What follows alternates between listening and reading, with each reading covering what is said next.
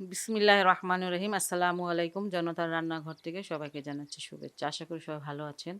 আজকে যে রেসিপিটি করব সেটা একটা মানে নিরামিষ জাতীয় সবজি জাতীয় জিনিস করব। মুগের ডাল দিয়ে একটা মানে সবজি রান্না করব। সেজন্য ফ্রাই প্যানে কিছুটা তেল দিয়ে দিয়েছি। আর এখন আসলে কি এটা পটল আর আলুর আর কি সবজিটা করব। আর এখন এই যে এইভাবে কেটে নিয়েছি। পটলগুলো আলুগুলো এইভাবে কেটেছি আর এটা এখন আমি ভাজতে দিয়ে দিব। এখানে আমি কিছুটা তেল দিয়ে দিয়েছি।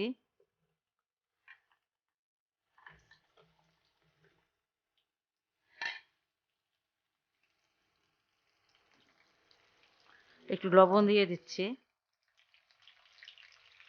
একটু হলুদের গুঁড়া দিয়ে দিলাম, আর একটু মরিচের গুঁড়া দিয়ে দিলাম।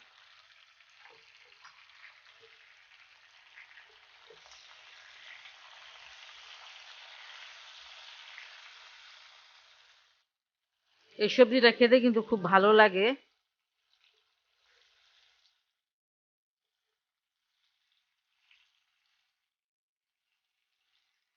একটু লাল লাল করে ভেজে নিব।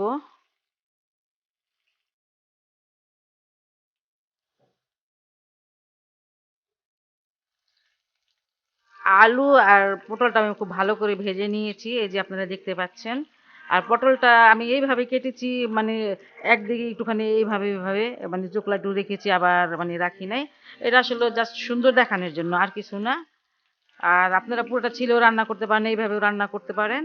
যাই হোক, এটা এখন আমার হয়ে গেছে, আমি এটা নামিয়ে নিব, এগুলো ভাজাগুলো।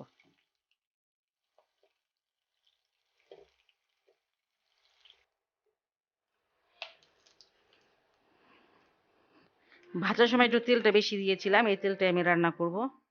এখানে একটা তেজপাতা দিয়ে দিচ্ছি, দুটা দিচ্ছি শুকনা মরিচ, আর আধা চামচ দিচ্ছি জিরা।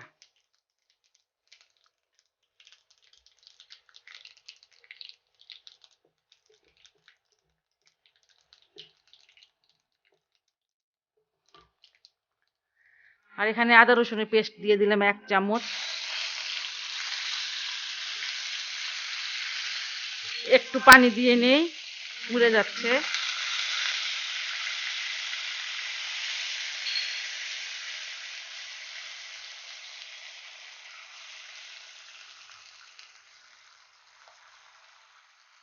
একটু লবণ দিয়ে দিলাম। লবণ একটু বুঝে দিতে হবে, কারণ লবণ তো একবার দিলাম, এই জন্য। মরিচের গুঁড়া আধা চামচ, হলুদের গুঁড়াটা আধা চামচ, ধনিয়ার গুঁড়াটা আধা চামচ।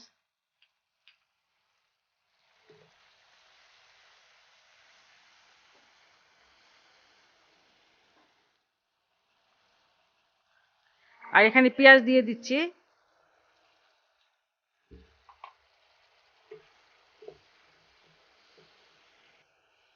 এখানে দুটা পেঁয়াজ আছে, ছোট ছোট।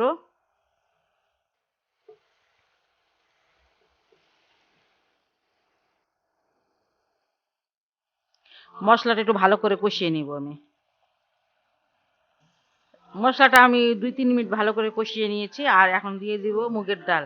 এই ডালটা আমি হালকা ভেজে নিয়েছি। আর মুগের ডাল আমার কাছে ভাজা ছাড়া ভালো লাগে না। একটু হালকা ভেজে নেবেন, একটা স্মেল মানে বের হবে ভাজা ভাজা, তখন আর মানে ভাজবেন না। এটা আপনারা দেখে হয়তো বুঝতে পারতেছেন।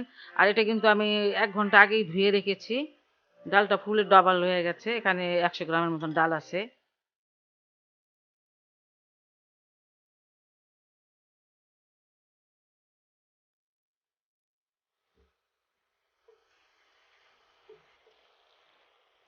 আমি ডালটা কিছুটা পানি দিয়ে দিব।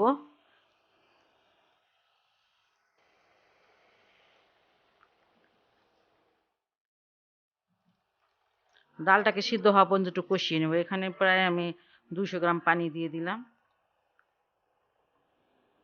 ডালটা একটু সিদ্ধ হবে, তখন মানে আমি আপনাদের দেখাবো কি করতেছি। পানিটা শুকিয়ে যাওয়া পর্যন্ত এটাকে আমি ঢেকে রাখবো, আর আঁচটা মিডিয়ামে রাখবেন।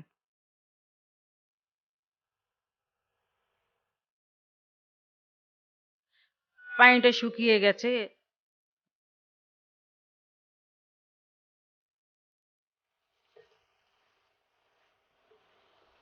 ডালটা অনেকটা সিদ্ধ হয়ে গেছে।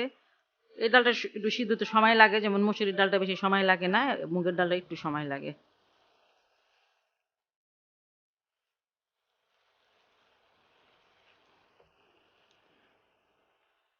এই যে সবজিগুলো আমি দিয়ে দিব যেটা ভেজে রেখেছিলাম।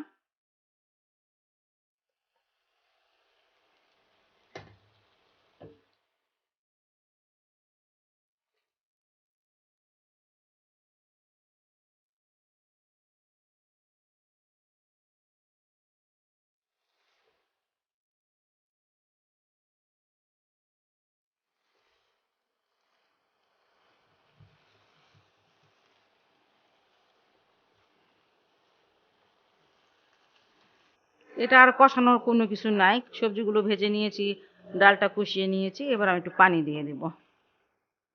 এখানে গরম পানি আছে, ঠান্ডা না পানিটা, আমি একটু গরম করে নিয়েছি, আর একটু পানি দিয়ে দিচ্ছি।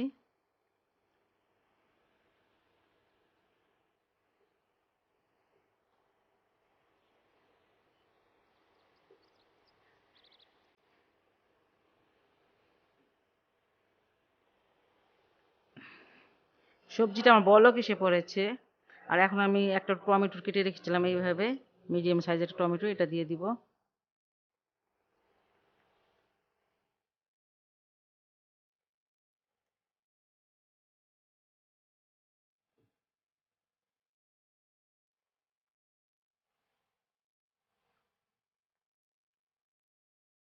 এই যে কাঁচামরিচ দিয়ে দিচ্ছি 4-5টা, ঝালটা যে যেমন খাবেন তেমন দিবেন।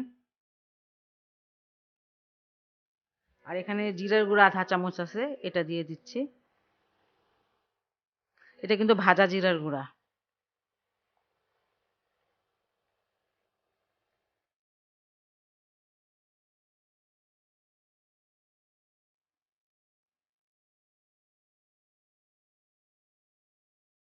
আমি তরকারিটা আবার ঢেকে দিচ্ছি, প্রায় 10 মিনিট তো লাগবেই।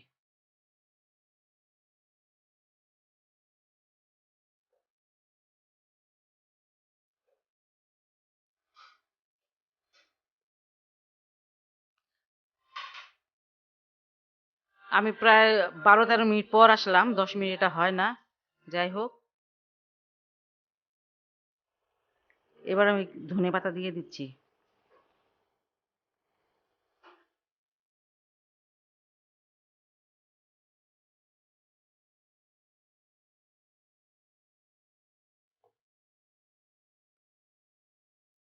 খুব মজার একটি মানে, এটা নিরামিষ, এটা পোলাও বলেন, পোলাও দিয়ে কিন্তু এটা খাওয়া যায়। এটার মধ্যে আমি একটু ঘি দেবো এখন, 1 চামচ মতন ঘি দিয়ে দিবেন শেষের দিকে। আর যদি থাকে, আর না থাকলে দেওয়ার কোনো দরকার নাই, এখানে আমি 1 চামচে নিয়েছি ঘি, 1 চামচ ঘি দিয়ে দিলাম। এটা ভাত, তারপরে রুটি, পরোটা দিয়ে, এমনকি অন্য কিছু দিয়ে আপনি খেতে পারবেন। দেখেন আমার মাশাআল্লাহ, আমার তরকারিটা কত সুন্দর হয়েছে, আর এটার ঘ্রাণটাও খুব সুন্দর। আপনারা এটা বাসায় অবশ্যই ট্রাই করবেন, আর যদি আমার এই রেসিপিটা আপনাদের ভালো লাগে, তাহলে অবশ্যই অবশ্যই আমার চ্যানেলকে লাইক কমেন্ট সাবস্ক্রাইব করবেন। সবাই ভালো থাকুন, সুস্থ থাকুন, নিরাপদে থাকুন, এই দোয়া করি। আল্লাহ হাফেজ।